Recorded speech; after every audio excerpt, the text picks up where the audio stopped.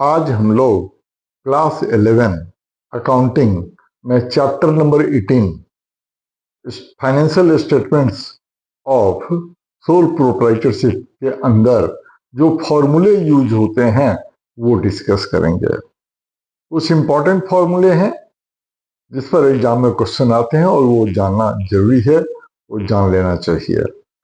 सबसे पहला फॉर्मूला है टोटल परचेजेज या simply purchases equal to cash purchases plus credit purchases. Number 2 net purchases. Net purchases का मतलब होता है total purchases minus purchases return. तीसरा फॉर्मूला है टोटल सेल्स। टोटल सेल्स का मतलब cash sales plus credit sales.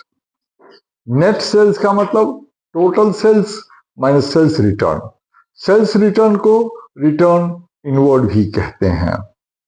Fifth formula सीखेंगे cost of material consumed.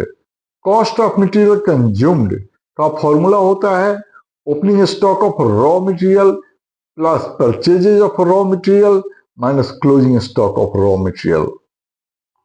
Sixth formula adjusted purchases.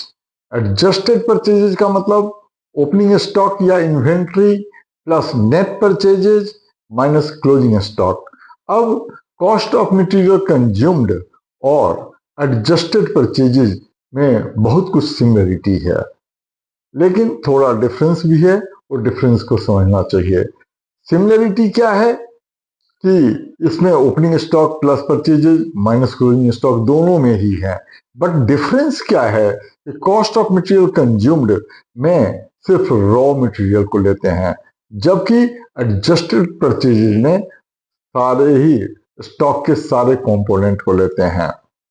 अब अगला कॉन्सेप्ट अगला फॉर्मूला समझेंगे इन्वेंट्री या स्टॉक के कंपोनेंट्स।